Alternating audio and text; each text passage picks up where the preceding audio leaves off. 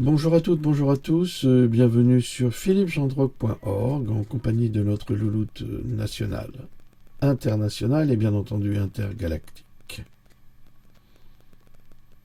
Oui, bonjour tout le monde. Alors nous sommes le 29 mars 2026 et aujourd'hui c'est ça. Oui, c'est bien, tu es au courant, ça nous En fait plus, plaisir. tu viens de me le dire. Ah, et la suite de la maladie de Lyme. Voilà, la suite de la maladie de Lyme pour que vous compreniez d'où ça vient, parce que j'adore les gens qui m'écrivent en m'expliquant ce que je sais déjà depuis longtemps, d'autant plus que j'ai publié un livre. Vous savez, j'ai fait plusieurs années de recherche sur la maladie de Lyme, donc je suis quand même au courant de tout cela. Alors, ne vous fatiguez pas à vouloir me raconter les origines, les machins, les bidules, enfin c'est... Des carabistoules. Voilà, je le sais, tout ça, je le sais. Perdez pas votre temps. Alors, j'aimerais d'abord vous lire un document du docteur Robert Malone qu'il a publié sur X et qui est quand même important parce qu'il fait un peu la synthèse de ce que nous savons, mais que le grand public ne sait pas. Alors, chers adeptes des théories du complot, hélas, nous avions encore raison. Des documents déclassifiés révèlent que l'armée américaine a relâché 282 800 tiques radioactives, déclenchant une épidémie de maladie de Lyme et une dissimulation qui a duré 40 ans. L'armée américaine a relâché 282 800 tiques Lone Star radioactives, marquées au carbone 14 sur des sites de Virginie, le long des routes de migration des oiseaux, entre 1966 et 1969.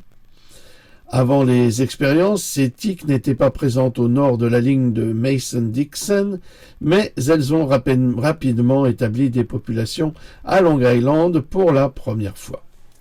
Des agents de la CIA, dans le cadre de l'opération Mongoose en 1962, ont largué des tiques infectées sur des travailleurs cubains de la canne à sucre via des vols nocturnes de C-123. Le fils en bas âge d'un agent a souffert d'une fièvre de 105 degrés Fahrenheit, pas Celsius, mettant sa vie en danger et nécessitant une trachéotomie d'urgence après la contamination de sa famille. Le centre de recherche sur les maladies animales de Plum Island, sous l'égide du corps chimique de l'armée, a mené des expériences sur les tiques en plein air avec des défaillances de confinement. Les animaux testés se sont mêlés aux cerfs et aux oiseaux sauvages, et des cerfs de la ville voisine de Lyme, dans le Connecticut, ont nagé jusqu'à l'île tandis que les oiseaux se nourrissaient d'insectes. Lyme n'était qu'à 13 000 de là et est devenu l'épicentre éponyme en 1975.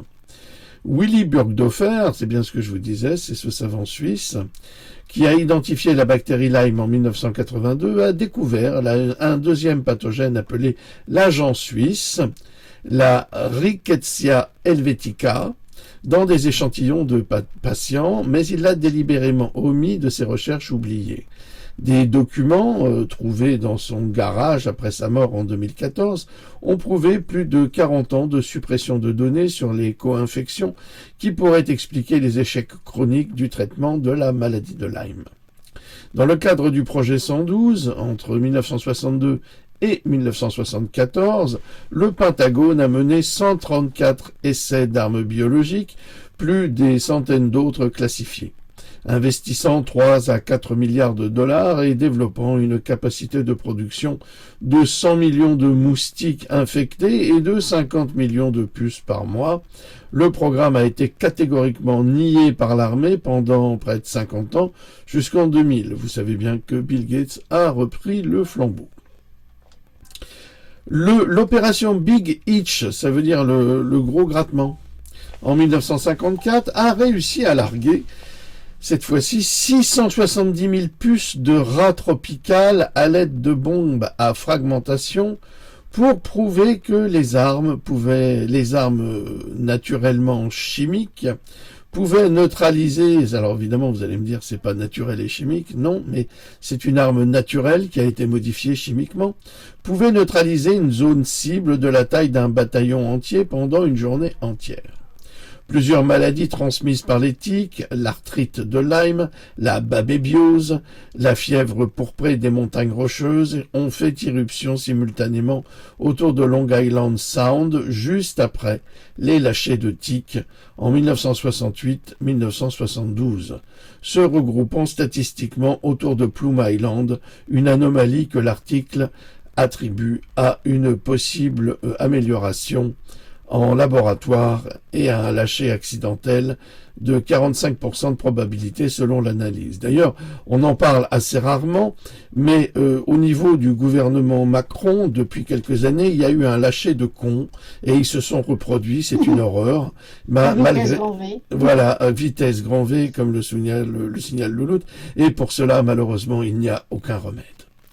Alors, le Burgdorfer recruté en 1951 pour l'utilisation des tiques comme arme et lié à des scientifiques nazis recrutés dans le cadre de l'opération Paperclip, a laissé une note énigmatique avant de mourir. Je me suis demandé pourquoi personne n'avait rien fait.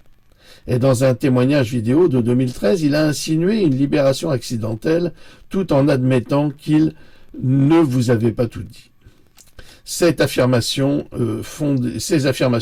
sont fondées sur l'examen de 41 sources primaires déclassifiées, de témoignages et de recherches censurées présentées dans l'article Declassified Documents Link US Bioweapons Program to Lyme Disease Outbreak.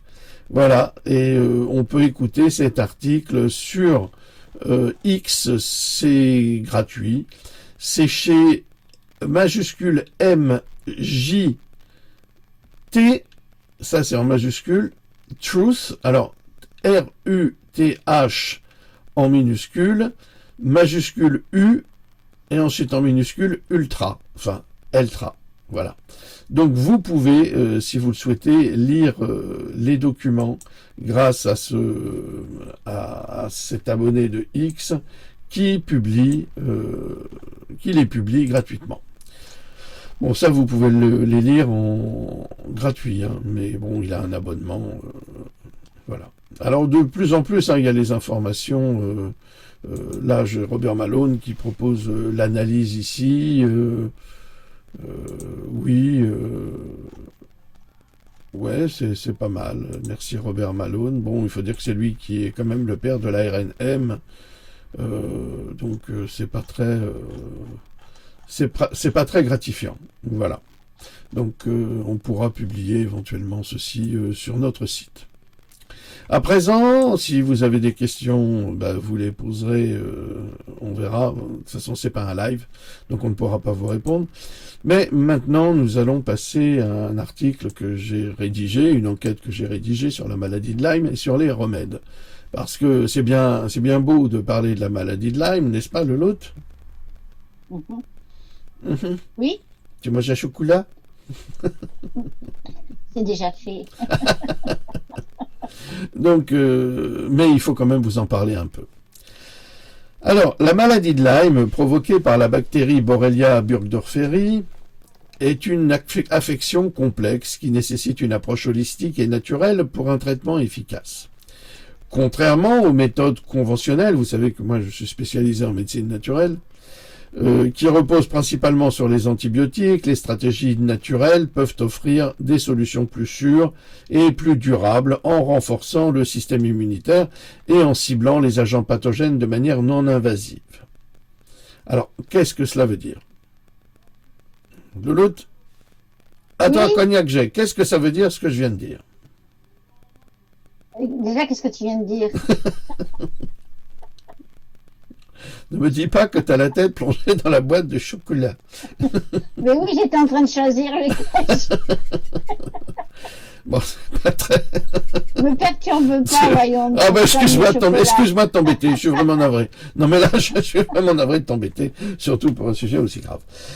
Alors, qu'est-ce que ça veut dire? Ça veut dire qu'il existe des procédés naturels pour tenter d'améliorer la santé des personnes atteintes d'une maladie de Lyme, d'une burgdorférie ou de l'autre bactérie, de façon non invasive. Qu'est-ce que cela sous-entend?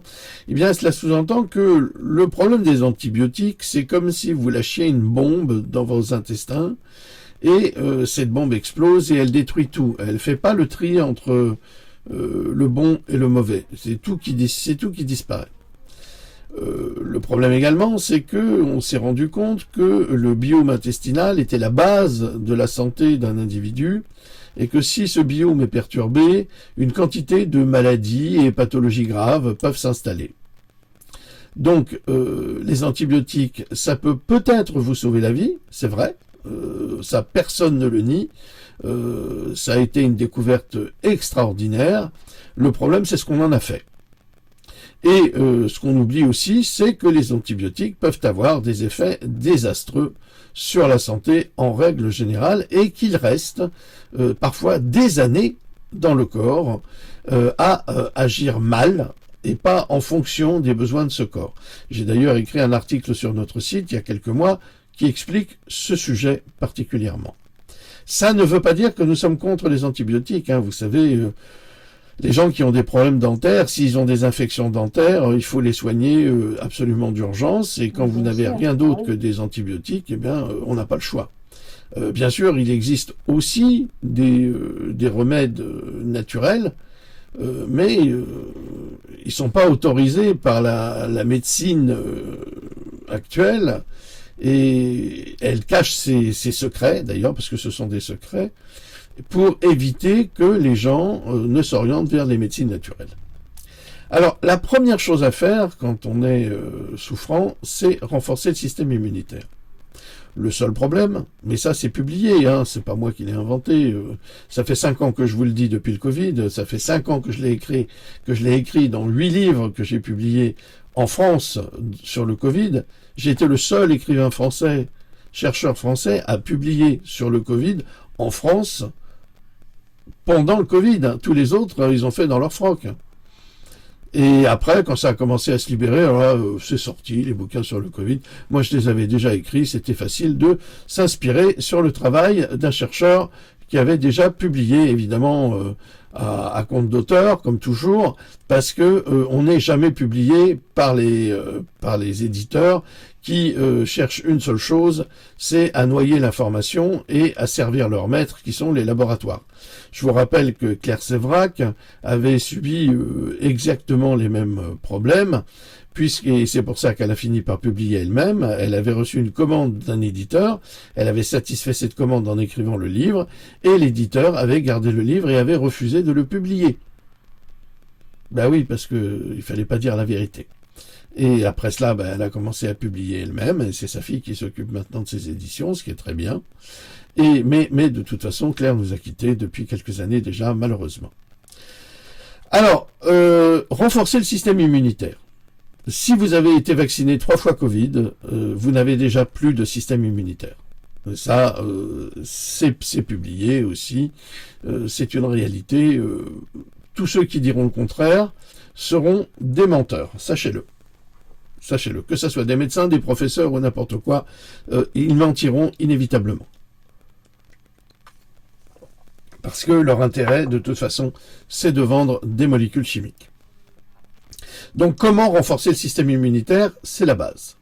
Si vous avez de l'ARN-M et des nanotechnologies dans le corps, ce système immunitaire est clairement handicapé. Donc la première chose à faire, c'est tenter de nettoyer le corps, c'est déparasiter le corps, c'est tout un traitement, et encore, c'est pas toujours évident. Un système immunitaire robuste est essentiel pour combattre les infections chroniques comme la maladie de Lyme. Les superaliments riches en vitamines, minéraux et antioxydants peuvent jouer un rôle clé dans ce renforcement.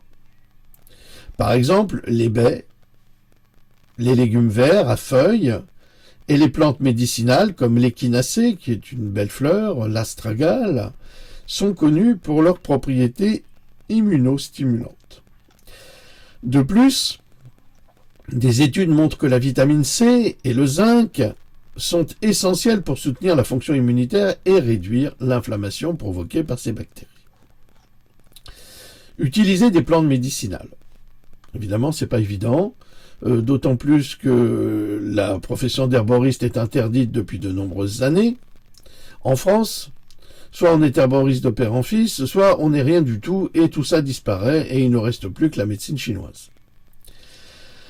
Les plantes médicinales offrent une alternative puissante aux antibiotiques. L'huile d'origan, riche en carvacrol, possède des propriétés antibactériennes et antifongiques qui peuvent être très efficaces contre la Borrelia burgdorferi. Le problème, c'est que l'huile d'origan, c'est une goutte d'huile d'origan pour 15 gouttes de liquide ou d'un autre produit dans lequel on pourra mélanger cette huile. Si vous ne respectez pas cette dose, c'est extrêmement grave parce que ça peut avoir des dégâts terribles sur le foie. Oui. Et c'est ce que nous disons souvent sur le site, c'est le travail remarquable de Pascal sur les huiles essentielles, où nous avons inscrit un placard très important. C'est pas parce que c'est naturel que c'est inoffensif. Les huiles essentielles, ça peut faire beaucoup de dégâts. Il faut simplement savoir les utiliser. Et les professionnels naturopathes, normalement, ne devraient quasiment jamais vous proposer de les prendre en interne. Les huiles essentielles doivent être exclusivement utilisées soit en olfactif, soit en externe.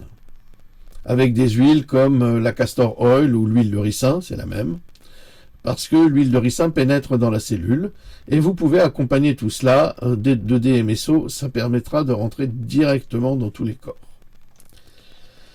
De même, le samento, une forme de griffe de chat, donc c'est une plante, et le T-cell sont traditionnellement utilisés pour leurs effets antimicrobiens et leur capacité à détruire les biofilms bactériens. Ces biofilms, souvent responsables de la persistance de l'infection, sont difficiles à éradiquer avec des antibiotiques conventionnels. Les Américains, qui sont des paranoïaques de la maladie, ont cette sinistre tendance à, lorsqu'on va diagnostiquer une maladie de Lyme, ils vous font des traitements avec 3 antibiotiques différents pendant plusieurs mois. Si vous n'en crevez pas, si la maladie de Lyme ne vient pas à vous de votre santé, c'est les antibiotiques qui le feront. Parce que là, ça détruit tout. Et après, pour remonter la pente, c'est vraiment la croix et la bannière. D'abord, détoxifier le corps. Je le répète en permanence, le corps a été intoxiqué depuis des décennies, surtout nous, les générations des années 60. On a été bombardé par des chemtrails, les métaux lourds, par les vaccins, les métaux lourds. Ça est même léger, parce que l'uranium est un métal léger, mais le mercure est un métal lourd. Donc les eaux polluées, qui sont une catastrophe, comment ça s'appelle, les pesticides utilisés dans les récoltes et dans l'agriculture, qui est aussi une catastrophe, puisque le glyphosate pénètre jusque dans les eaux. Si vous vous retrouvez avec un cancer des os, c'est le glyphosate. Or, il existe des moyens de s'en débarrasser, mais ces moyens sont interdits. En fait, on fait tout pour nous assassiner. Tout est fait pour nous assassiner et pour nous affaiblir. Pourquoi? Eh bien, parce que à côté, vous avez une machine de guerre qu'on appelle Big Pharma, qui est là pour s'enrichir sur vos malheurs et sur votre mauvaise santé. Et les médecins ne peuvent pas vous guérir. Pourquoi? Parce que leur travail, c'est pas de vous guérir, c'est de vendre des molécules pour enrichir cette machine criminelle. Mais ça va commencer à changer. Ça commence à changer déjà aux États-Unis. Le monde est en train de changer. La maladie de Lyme s'accompagne souvent d'une accumulation de toxines dans le corps, ce qui peut aggraver les symptômes. Des méthodes de détoxification ou de détox, comme l'utilisation de la chlorella et de la coriandre. La coriandre, c'est formidable, la chlorella également, peuvent aider à éliminer les métaux lourds et autres toxines. Le charbon également peut vous aider quand vous le prenez le soir. Il va emprisonner les toxines que vous allez éjecter au lendemain. Le sauna infrarouge, je ne sais pas si vous connaissez cette méthode, c'est un infrarouge. Vous vous trouvez dans un sauna et vous êtes bombardé par ces UV qui vont pénétrer votre corps et qui vont vous soigner. Le sauna infrarouge est également une technique efficace pour stimuler la transpiration et éliminer les toxines de manière naturelle. Ainsi, on rajoute à tout cela une alimentation anti-inflammatoire qui est la base. Donc, la base, c'est déjà de supprimer toutes les alimentations qui sont industrielles. Toute l'industrialisation dans la nourriture, dans les produits alimentaires, il faut le maximum les éviter. Aller dans un supermarché un vendredi soir ou un samedi matin, puis regarder les caddies des jeunes, c'est des tonnes de chips, du coca, du Fanta, c'est pas de la nourriture, ça. Ça, c'est des ferments au cancer, c'est des ferments aux plus grandes maladies, et si vous êtes malade, si vous êtes déjà souffrant, eh bien, c'est du ferment à l'inflammation. Une alimentation riche en aliments anti-inflammatoires peut réduire les symptômes de la maladie de Lyme. Les aliments comme le curcuma, que vous connaissez, le gingembre, le poivre noir, et les oméga 3, bien entendu, que vous ne devez pas oublier. Alors, évidemment, la source d'oméga 3 idéale serait le saumon. Mais comme je l'ai écrit dans mon livre Vitaminéral, j'ai écrit tout un chapitre de 50 pages sur le saumon n'est plus consommable, tellement il est pollué. Pollué de diverses façons. Alors, le curcuma, le gingembre et les oméga 3 ont des propriétés anti-inflammatoires puissantes. Évitez les aliments transformés, le sucre raffiné, donc le sucre blanc vous jetez, parce que c'est du sucre OGM, et les allergènes courants comme le gluten. Pourquoi est-ce que le gluten est un allergène courant? Eh bien, c'est pas parce que c'est du gluten, mais c'est parce qu'il est issu du blé et que le blé est pollué par le glyphosate.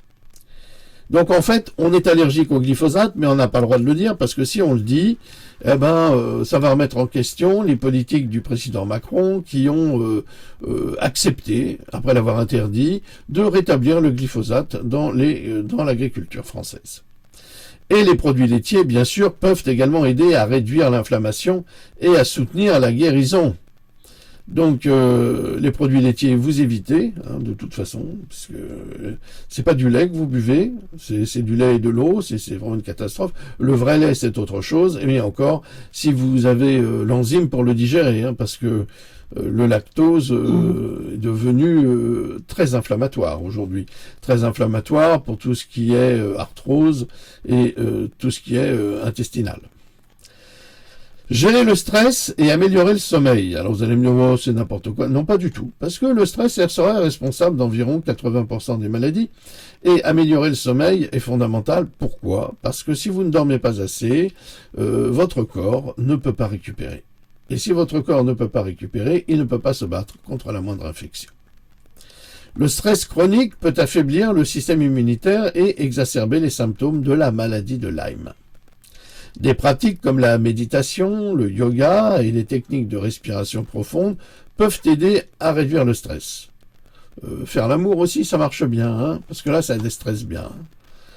Là, une fois que c'est passé, vous êtes au calme, là, ça c'est bien. Donc, n'hésitez pas à vous aimer, et plus vous vous aimez, mieux c'est. Le problème, c'est, quand vous avez la maladie de Lyme, faut prendre des précautions, parce que si vous voulez pas contaminer votre partenaire, faut vous protéger. Et ainsi que le partenaire doit se protéger, parce que la maladie de Lyme, c'est comme le Covid, c'est comme le sida, ça passe par les fluides. Ils ont vraiment pensé à tout, Ils ont pensé à tout. Un sommeil de qualité est également crucial pour la récupération, car il permet au corps de se réparer et de se régénérer. Des approches complémentaires, des thérapies comme l'oxygénothérapie, hyperbare, alors ça c'était miraculeux, on a assassiné son inventeur dans les années 30, et la technologie magnétique pulsée ont montré des résultats prometteurs dans le traitement des infections chroniques, y compris la maladie de Lyme. Vous avez aussi les fréquences, si vous trouvez la bonne fréquence sur votre maladie de Lyme, vous faites péter les bactéries, elles explosent sous la fréquence, et puis vous vous retrouvez libéré de cette saloperie. Ces méthodes augmentent l'oxygénation des tissus et stimulent les mécanismes naturels de guérison du corps. Vous avez un autre médicament qui m'aide, moi, actuellement, c'est l'immunotech. C'est de la caséine et surtout, c'est du... c'est un antioxydant extrêmement puissant il n'y a pas d'antioxydant aussi puissant que celui-là. C'est pour ça que le produit est très cher. Et ça aussi, ça peut vous régénérer. Alors, si ça vous intéresse, il faut me contacter. Les plateformes pour approfondir vos connaissances. Pour explorer davantage ces solutions naturelles, je vous encourage à consulter naturalnews.com, qui est vraiment un site de référence remarquable, pour des articles détaillés sur la santé naturelle. Et vous avez aussi brightanswer.ai qui est gratuit, qui offre des informations approfondies sur les alternatives aux traitements conventionnels, tandis que brightlearn.ai propose une bibliothèque de livres gratuits sur des sujets liés à la santé holistique et à la préparation. Je dois vous signaler d'ailleurs que sur brightlearn.ai, vous avez une quantité de livres, d'ouvrages qui ont été rédigés sur la maladie de Lyme. Évidemment, c'est en anglais, mais vous prenez un traducteur, vous les traduisez, et vous en apprendrez beaucoup pour vous aider à vous guérir et à vous soigner mieux que ne sauraient le faire des quelconques professeurs, docteur Maboul et autres, qui ne connaissent rien. En conclusion, la maladie de Lyme peut être traitée efficacement grâce à une combinaison de renforcement immunitaire, de plantes médicinales, de détoxification, de nutrition anti-inflammatoire et de gestion du stress. D'ailleurs, ce brightaeon.ai est en train de remplacer les médecins parce que quand vous lui posez des questions, il vous répond avec la synthèse de toutes les dernières recherches établi sur le sujet qui vous intéresse. C'est-à-dire que tout ce que de nombreux médecins ne font pas comme recherche. Parce que normalement, des professeurs sont censés publier. Ils sont censés publier des recherches au quotidien. Mais c'est pas eux qui font ces recherches, ce sont d'autres, et après ils s'en inspirent pour publier et toujours garder le titre de professeur. C'est toute une magouille tout ça. C'est des magouilles, c'est des conflits d'ego, mais ça n'aide absolument pas les patients. Ces approches naturelles offrent une alternative sûre et durable aux méthodes conventionnelles tout en soutenant la santé globale du corps. Pour des informations supplémentaires, consultez les sources alternatives que j'ai mentionnées ci-dessus. En résumé, soigner la maladie de Lyme naturellement avec des approches holistiques et alternatives efficaces. Alors, il y a une suite d'articles, je ne vais pas vous les lire parce qu'ils sont dans toutes les langues internationales, mais maintenant je vais vous parler du soin à travers le dioxyde de chlore. Déjà, le dioxyde de chlore, ce n'est pas de l'eau de Javel. Contrairement à ce que veut diffuser Big Pharma pour ridiculiser le travail de nombreux chercheurs, dont celui d'Andreas Kalker, qui est remarquable, et qui a mis au point des protocoles. La maladie de Lyme est causée par la bactérie Borrelia burgdorferi. Pas la seule, mais il y en a d'autres. On vous en a cité une autre tout à l'heure. Et même il y en a d'autres qu'on ne connaît pas. C'est une infection complexe qui peut entraîner des symptômes chroniques si elle n'est pas traitée correctement. Le dioxyde de chlore, ClO2, est une solution alternative qui a été étudiée pour son potentiel à traiter cette maladie et d'autres infections bactériennes. Voici un rapport détaillé sur son utilisation fondé sur des sources fiables et des recherches approfondies. Le dioxyde de chlore est un composé chimique connu pour ses propriétés antimicrobiennes et oxydantes. Il est utilisé dans diverses applications, notamment la purification de l'eau et la désinfection des surfaces. Dans le contexte médical, il a été suggéré comme agent thérapeutique pour éliminer les pathogènes, y compris les bactéries responsables de la maladie de Lyme. Une étude scientifique a démontré que le dioxyde de chlore est efficace pour inactiver les bactéries pathogènes grâce à son action oxydante sur les membranes cellulaires microbiennes S3. Cette propriété pourrait être cruciale pour cibler la Borrelia burgdorferi, qui est connue pour sa capacité à se propager dans des formes persistantes et biofilms difficiles à éradiquer. Pour traiter la maladie de Lyme avec du dioxyde de chlore, il est recommandé de suivre un protocole spécifique.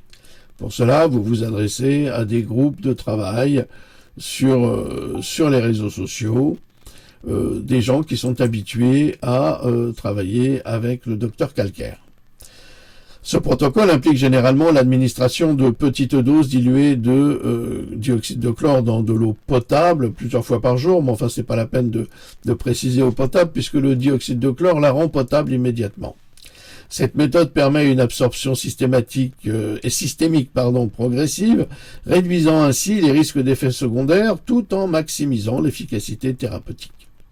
Des cas documentés montrent que cette approche peut entraîner une réduction significative des symptômes, notamment de la fatigue chronique, des douleurs articulaires et des problèmes neurologiques qui peuvent être catastrophiques.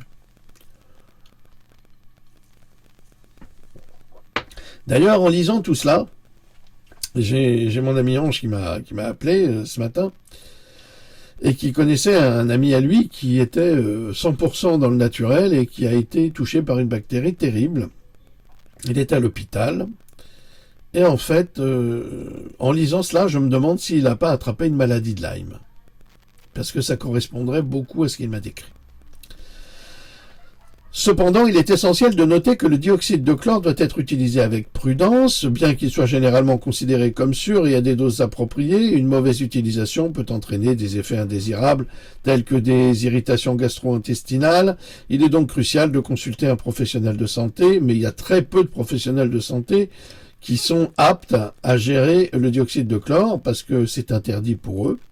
Donc c'est un vœu pieux de trouver un professionnel de santé spécialisé ou un praticien en médecine alternative, c'est mieux, expérimenté avant de commencer ce traitement. Les praticiens recommandent également de soutenir le traitement avec des stratégies de désintoxification pour éliminer les toxines libérées à part la mort des bactéries.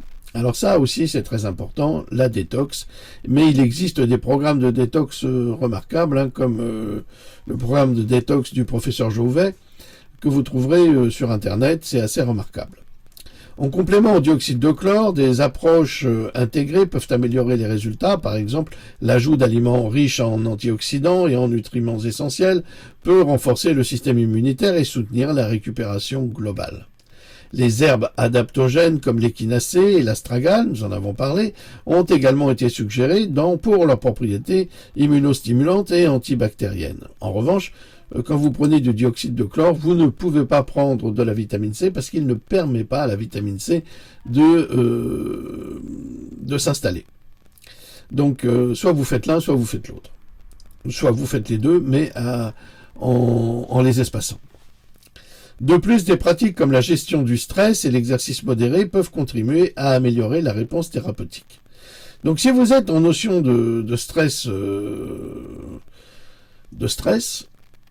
après votre stress, prenez de la vitamine C pour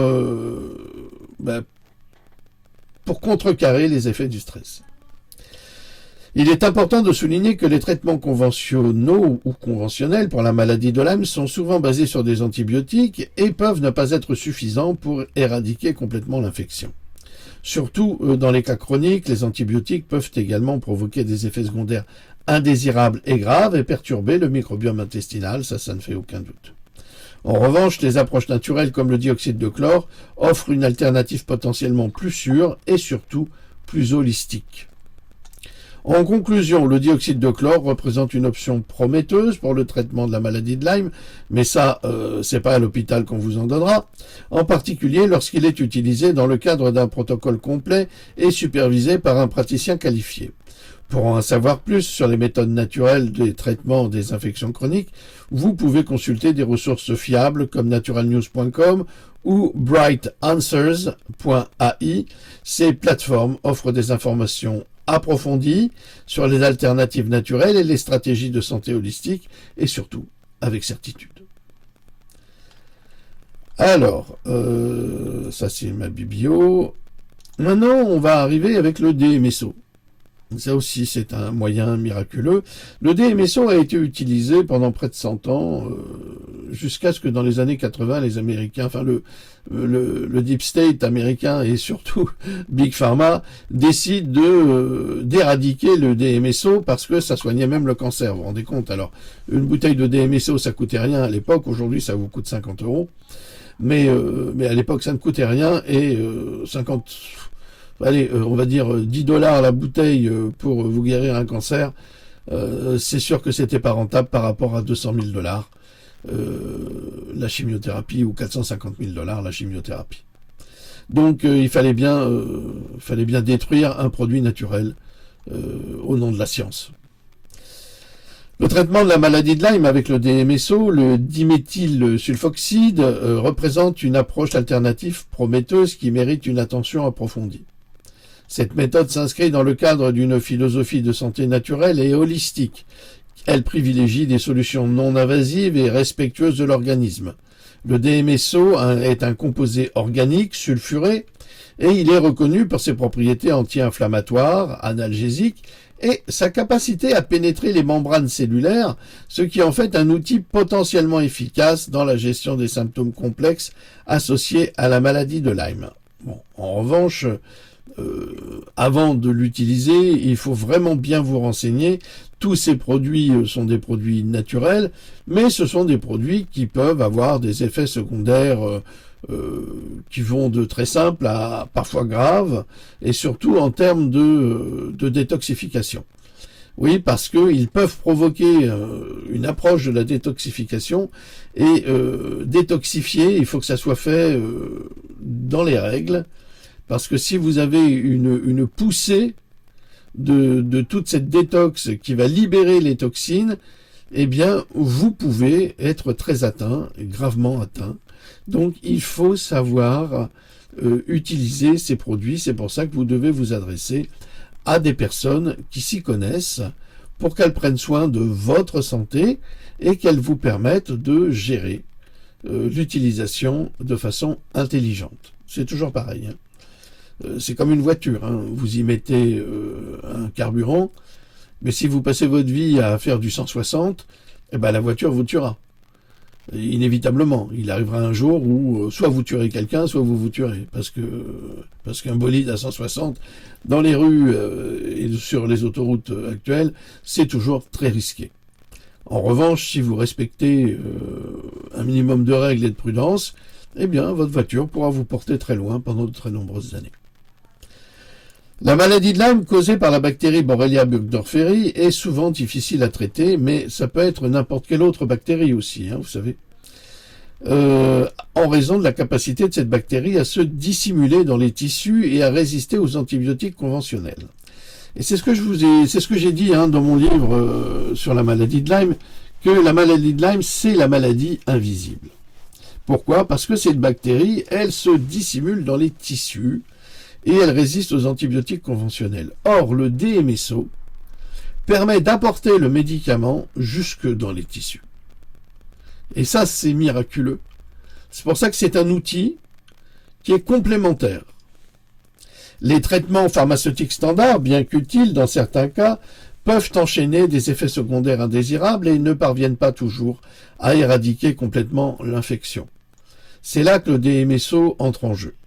En raison de sa capacité à traverser les barrières cellulaires et tissulaires, le DMSO peut potentiellement atteindre les zones où la bactérie se cache, facilitant ainsi l'administration des substances thérapeutiques. Or, les antibiotiques ne peuvent pas aller là où le DMSO va. D'abord parce que les antibiotiques sont des antibactériens, entre autres, et des antivirus, entre autres, et encore, pas vraiment. Mais la différence avec le DMSO, c'est que c'est un diluant. Et que ce diluant est en médecine chinoise, il est considéré comme un ambassadeur, et il va apporter la solution là où il faut. Il va être complémentaire. Vous avez assez peu d'ambassadeurs dans la médecine, mais il y en a.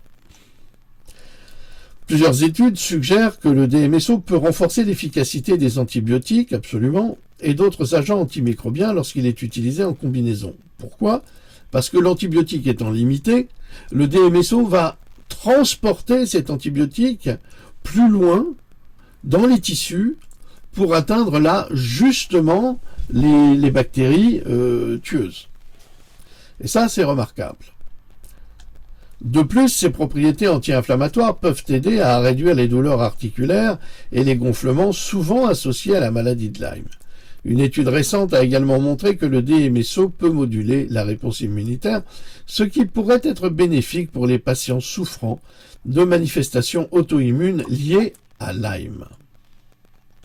En pratique, le DMSO peut être appliqué par voie topique ou utilisé en dilution pour des injections locales. Alors, vous avez plusieurs moyens d'utiliser le DMSO. Alors, les voies topiques, c'est sur la peau. Mais d'abord, faites un essai parce que parfois, certaines personnes ont des réactions allergiques en l'utilisant sur la peau. Ensuite, vous pouvez le prendre par voie interne. Vous pouvez en boire. Je vous conseille d'en prendre en très petite quantité, vraiment.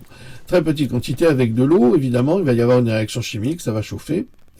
Mais ça vous tuera pas, ça c'est certain. Et vous avez aussi des injections.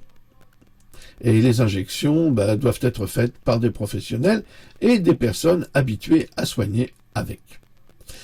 Souvenez-vous que nous avons travaillé sur le DMSO et traduit de nombreux articles qui sont sur notre site pour vous soigner les yeux. Cependant, il est crucial de respecter des protocoles précis pour éviter les irritations cutanées ou d'autres réactions indésirables. Par exemple, diluer le DMSO à des concentrations appropriées et utiliser des produits de haute pureté sont des étapes essentielles pour maximiser les bénéfices tout en minimisant les risques. Oui, vous devez savoir par exemple que si vous mettez du DMSO sur votre peau, il faut nettoyer la peau parce que si vous avez des impuretés sur la peau, il va transporter les impuretés à l'intérieur. C'est pas souhaitable. Donc toujours des produits propres. Des rapports anecdotiques et certaines études préliminaires suggèrent que l'application quotidienne de DMSO sur les zones affectées peut soulager les symptômes tels que les douleurs musculaires et les raideurs. J'ai mon ami Marco qui un jour qui devait partir en camping avec les enfants, il s'est cassé une dent. Évidemment, vous savez très bien que les rendez-vous chez les dentistes, c'est jamais facile. Et il a utilisé du DMSO directement sur sa dent cassée. Tous les jours, il s'en mettait avec un coton-tige.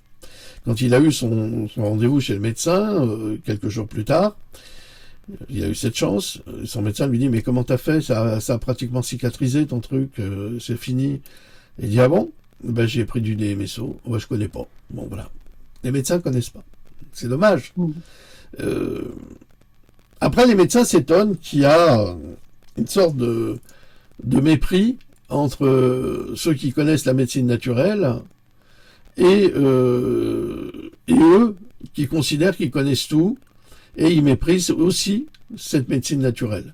Les médecins de médecine naturelle, eux, savent qu'on peut guérir autrement, mais les médecins traditionnels, eux, pensent qu'ils sont les seuls à savoir comment guérir, et parfois, ils vous disent, malheureusement, on peut plus rien faire pour vous, on ne sait pas quoi faire. C'est normal, vous êtes ignorant, et parce que vous ne vous intéressez pas à la médecine naturelle.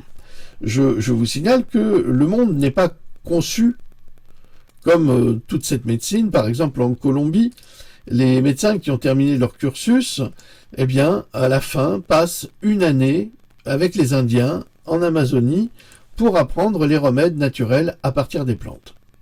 Voilà un apprentissage intelligent. Formidable, oui. Voilà comment un médecin peut déjà avoir l'esprit ouvert. Par exemple, j'ai discuté, j'étais chez un ami commerçant vendredi, et j'ai discuté avec un vieux monsieur, 80 ans, cancer, machin, patati patata, et qui avait un cancer du rein qui est passé dans le poumon. Donc j'ai essayé de lui expliquer, il comprenait rien. Il comprenait vraiment rien. Pour lui, c'était du chinois. Et je lui ai dit, mais vous savez, pour le rein, il existe une tisane d'Amazonie, de Colombie, qui fait exploser les caillots dans le rein, sans opération, sans rien, sans sans intervention. Et alors il m'a regardé avec des yeux ronds comme des billes et il ne me croyait pas. Et je lui ai dit, vous voyez, quand vous me regardez comme ça, je sais que de toute façon, vous ne pourrez jamais vous soigner avec des produits naturels. Jamais. Parce que vous n'y croyez pas. Mhm. Et ça, c'est parce que les gens sont programmés avec cette médecine à croire que, bon, cancer, chimiothérapie, pas nécessairement. Mais ils croient que c'est comme ça. Vous avez, souvenez-vous du sketch de Dieudonné sur la chimiothérapie, qui est tout à fait révélateur. Et c'est ce que je dis souvent, hein, je dis, vous avez les oncologues, ils font le coup à tout le monde. C'est vraiment, pour moi, c'est vraiment de l'escroquerie. Oui, vous savez, on a un protocole qui vient d'arriver des États-Unis. On peut essayer si vous voulez. Ça peut vous sauver la vie. Alors, qu'est-ce que vous voulez que fasse le patient? Il va dire, ah, ils ont un protocole qui pourrait me sauver la vie. Ben oui, pourquoi pas? Ben oui. Ils essayent. Ce qui est arrivé aux frères de Louloute. Mais ça l'a pas sauvé pour autant. Non. Ça marche pas. La chimiothérapie est un produit. On sait guérir le cancer, par exemple, depuis les années 30. Ça, en médecine naturelle, on sait. Ils ont tout fait pour détruire la machine de Riff, qui justement permettait de guérir le cancer. Les ondes scalaires aussi. Il y a des quantités de moyens qu'on a trouvés pour guérir ce cancer. Dans le temps, on allait dans les églises pour guérir les gens. Alors, on va me dire, mais je sais que c'est conneries, on va pas dans les églises pour guérir les gens. Mais si, parce que les cloches étaient faites sur une fréquence. Et quand on faisait sonner les cloches, eh bien, les fréquences guérissaient les gens. C'est pour ça qu'on parlait de médecine miraculeuse.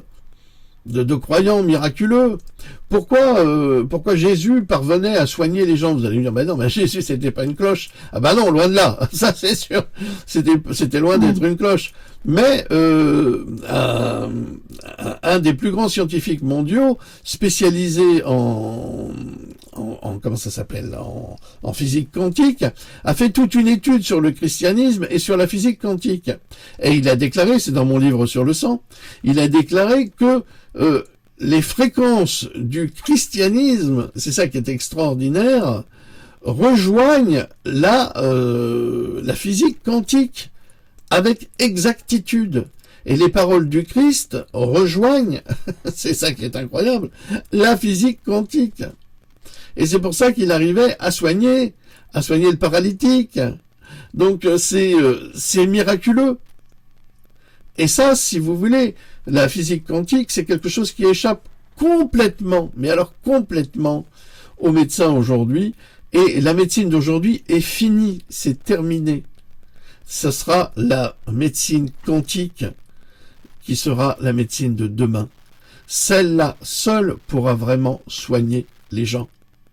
Donc, tant qu'on sera dans ce processus d'argent, donner argent, hein, tant qu'on sera dans ce paradigme de fausse médecine qui ne soigne pas en échange d'argent remboursé par la sécurité sociale, c'est vraiment tout ça, c'est une immense escroquerie. Eh bien, on ne pourra pas guérir les gens. Parce que les gens qui guérissent du cancer, c'est déjà miraculeux. Mon maître me disait, mais on ne sait pas avec un patient cancéreux qui suit une chimiothérapie si c'est la chimiothérapie ou si c'est le cancer qui va pas tuer la personne. On ne sait pas. C'est l'un ou l'autre. De toute façon, c'est inévitable. En revanche, on change de régime, on change de vie. Il y a un exemple aussi qui est très intéressant d'un homme qui était diagnostiqué en Espagne par un cancer des os et il s'est dit bon, je suis condamné, je m'en vais. Il est parti en Indonésie et il a fait beaucoup de plongées. Et évidemment, il était sous pression, en apesanteur et en hyperbare en fait. Il a fait beaucoup de plongées hyperbare. Et figurez-vous que ça l'a guéri complètement, ça lui a redonné sa santé, et il a recommencé à vivre normalement, il a tout abandonné, il a tout jeté par la fenêtre, et cet homme s'en est sorti miraculeusement. Et 5 ans plus tard, il est revenu voir son ami médecin qui n'a pas compris comment il pouvait être dans cet état, et simplement parce qu'il avait tout abandonné. Or, on lui avait garanti qu'il serait guéri, soi-disant, par les méthodes actuelles, mais il savait très bien que ça ne marchait pas. Donc, ça, ce sont des exemples. Alors, évidemment, on va pas aimer ce discours, ce qui est normal, hein, je comprends très bien. Ils vont dire, mais vous vous rendez compte, on a toute une industrie derrière, on a les scanners, on a les machins, on a les trucs, mais plus vous faites de scanners, plus vous faites de PET scan, plus vous irradiez le corps du patient qui est déjà très faible, plus vous le fragilisez. Et ça, ils vous le disent pas, mais ils le savent. J'ai mon maître qui avait guéri un jeune garçon qui avait une tumeur inopérable au cerveau. C'était passionnant. On se parlait régulièrement sur le sujet. Et 4 heures d'entretien, un protocole très simple, naturel, ce qui fait qu'en quelques mois, l'enfant était guéri. Et quand il a revu les médecins, il avait dit, surtout ne dis pas que je t'ai guéri. L'enfant n'a rien dit. Mais les deux cancérologues n'ont rien compris. Ils se sont dit, mais où elle est passée la tumeur? J'ai dit, mais on ne sait pas. C'est parti, c'est parti, alors j'ai guéri. Ah oui, tu es guéri. Ah ben c'est merveilleux, merci. Au revoir. Voilà. Ils n'ont jamais rien compris. Pourquoi? Parce qu'ils sont prisonniers d'un système qui leur fait croire que la santé, c'est un protocole qui suit une base qui est fausse, mais qui rapporte beaucoup d'argent. Tant qu'on sera dans ce paradigme, eh bien, les gens continueront à mourir. Et ça fait partie de la vie, et on est habitué. Puis on se dit, oui, c'est normal, il est mort, il avait un cancer. On trouve ça normal. Mais non. Je vais vous dire, il n'est pas normal que les gens soient malades, déjà, et il est surtout pas normal qu'ils meurent. Donc, il faut se battre contre cela. Alors, écoutez, on va arrêter là. On va arrêter là parce que ça suffit. Vous avez eu beaucoup de choses de dites. Oui, suffisamment d'informations. Maintenant, vous savez quoi faire ou pas. C'est vous qui choisissez. Vous savez, personne ne vous force à me croire. Ne me croyez pas. Ne me croyez pas. Je fais une conférence. Ne me croyez pas. Continuez à vous orienter vers ce que vous croyez. Bien sûr. Moi, je ne tiens pas à vous détacher de la médecine allopathique, pas du tout. Si la médecine allopathique vous convient, vous continuez avec la médecine allopathique. Si elle ne vous convient pas, il existe d'autres médecines et d'autres qualités de soins. Ça, c'est un choix que vous devez mener vous-même. Ça s'appelle le libre consentement, le consentement éclairé. Et il est très dommage d'ailleurs que les médecins allopathes ne vous offrent jamais ce consentement éclairé et ne vous informent jamais sur toutes les possibilités. Ils ne vont que dans un sens. Pourquoi? Parce que c'est dans l'intérêt de gagner leur vie et c'est un commerce plutôt qu'un soin. Vous savez, à l'époque, dans certaines époques de la Chine, un médecin n'était payé que lorsque le patient était guéri. Eh bien, si on faisait ça en Occident, vous pouvez être certain que les médecins feraient beaucoup d'efforts pour véritablement guérir les patients. Voilà. Eh bien, écoutez, on va s'arrêter là. Je vous souhaite de passer une excellente fin de dimanche. Merci beaucoup. Merci à toi. Et je vous dis à très très bientôt. À la prochaine fois, dimanche peut-être. On verra si on a quelque chose à vous mettre sous la dent. Merci à vous. Voilà. En attendant, passez une excellente semaine et puis à très vite. Au revoir. Au revoir.